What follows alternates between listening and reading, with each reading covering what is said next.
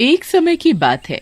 मोदी नगर नामक शहर में एक जूते की फैक्ट्री थी। उसमें 10-15 आदमी काम करते थे। उस फैक्ट्री का मालिक बड़ा ही कंजूस और लापरवाह था। उस फैक्ट्री में एक भोला नाम का आदमी भी काम करता था।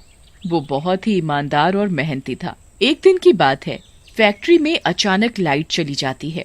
तभी फैक्ट्री में काम कर रहे लोग कहते हैं, अरे ये अचानक लाइट कैसे चली गई? तभी दूसरा आदमी कहता है, लगता है कुछ शॉर्ट सर्किट हुआ है, चलो चलकर देखते हैं। और सभी लोग उस ओर चल देते हैं जहां शॉर्ट सर्किट हुआ था और वो देखते हैं कि बिजली की सारी तारें जल चुकी हैं। तभी लाइट चली गई है। तभी भोला कहता है, चलो इस बारे में मालिक से बात करते हैं। फैक्ट्री के सभी लोग मालिक के पास जाकर कहते हैं, मालिक, फैक्ट्री की तार खराब होने की वजह से लाइट चली गई है।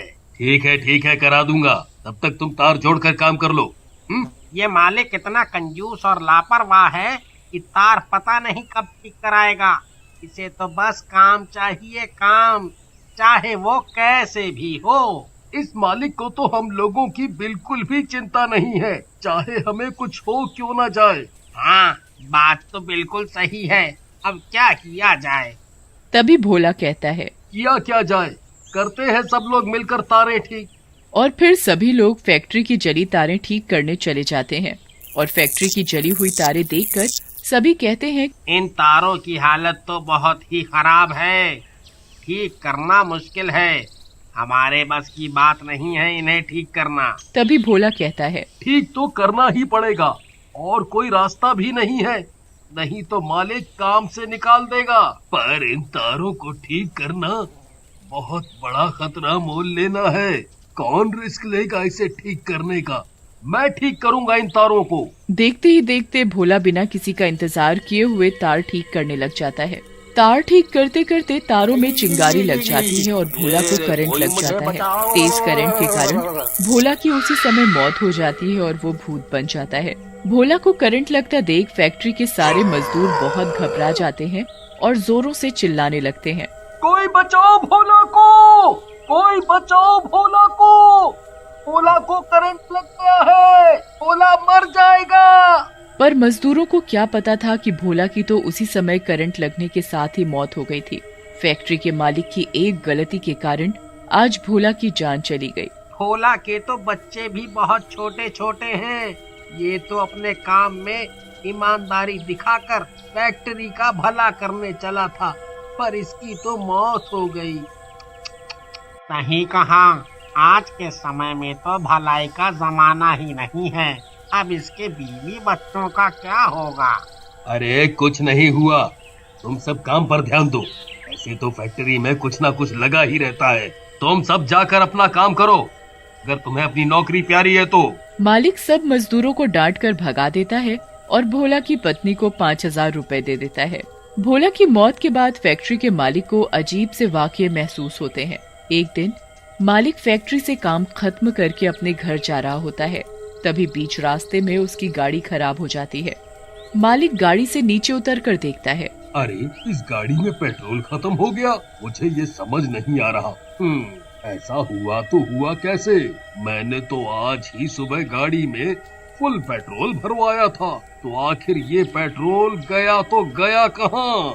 मालिक की गाड़ी में पेट्रोल खत्म होने के कारण मालिक ऑटो को रोकता है। अरे भैया रुको, अरे भाई रुको। जी भाई साहब, आपको किधर जाना है? अरे भैया, मेरी गाड़ी बीच रास्ते में खराब हो गई है। पता नहीं गाड़ी का पेट्रोल कहाँ चला गया। आप मुझे मेरे घर छोड़ दो। मालिक ऑटो ड्राइवर को अपने घर का पता बताता है और ड्राइवर उधर जाने के लिए तैयार हो जाता है। मालिक ऑटो में बैठ जाता है और उसे कुछ अजीब सा महसूस होने लगता है। मालिक को ऑटो के शीशे में भोला की छवि दिखाई देती है। मालिक भोला को देखकर बहुत बुरी तरह से डर जाता है, परंतु वो कुछ नहीं कहता और अपना घर आने का इंतजार करता है। अरे भैया, ऑटो थोड़ा जल्दी चलाओ। अरे भैया, बस मैं जल्दी ही आपको छोड़ दूंगा। कुछ ही दूर जाने के बाद मालिक आधे रास्ते में ही ऑटो वाले को ऑटो रोकने के लिए बोल देता है। अरे भैया, यहीं रोक दो। मेरा घर यहीं है पास में। मैं यहाँ से पैदल चला जाऊंगा। ऑटो वाला मालिक की बात सुनकर ऑटो वहीं रोक देता है। मालिक ऑटो वाले को पैसे पकड़ाता है ये लो भैया अपने पैसे हैं। ऑटो वाला मालिक से पैसे ले लेता है और उसे खुले पैसे वापस करने लगता है। पैसे देते समय ऑटो वाले की गर्दन पूरी घूम जाती है। ये देख मालिक और भी बुरी तरह से डर जाता है और अपने पैसे छोड़ वहाँ से भागने लगता है। अरे भूत है यहाँ, कोई बचाओ मुझे, कोई बचाओ मुझे। फैक्ट्री का मालिक भागते भागते सीधा अपने घर जाकर रुकता है और वो अपने घर का दरवाजा जोर जोर से खटखटाता है और कहता है, रामू जल्दी से दरवाजा खोलो, रामू जल्दी दरवाजा खोलो। रामू रामू तुम जल्दी से दरवाजा बंद कर दो, जल्दी से दरवाजा बंद कर दो। क्या बात है मालिक, आप इतने घबराए हुए क्यों लग रहे हो?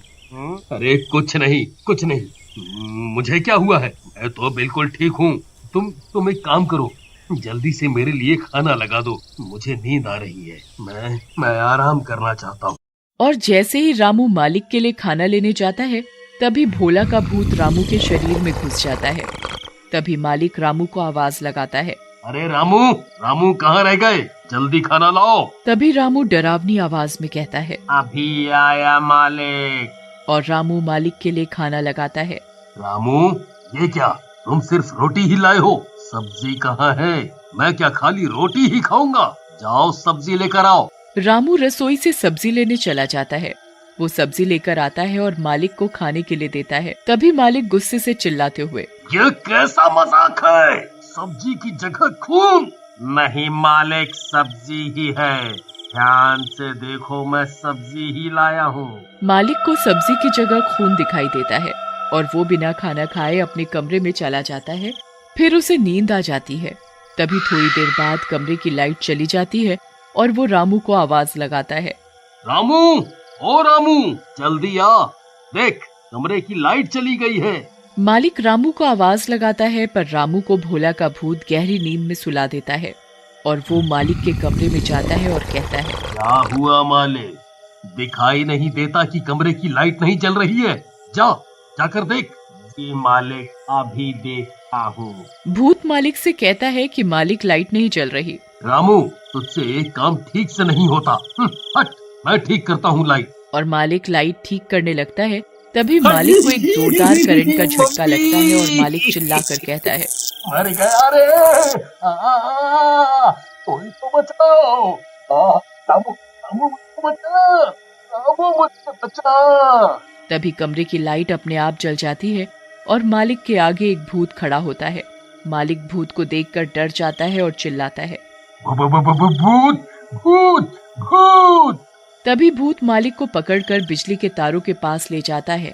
तभी मालिक कहता है, मुझे छोड़ दो, मुझे मत मारो, मुझे मत मारो, मुझे करंट मत लगाओ, छोड़ दूं तुझे भी तो पता चले कि करंट कैसे लगता है।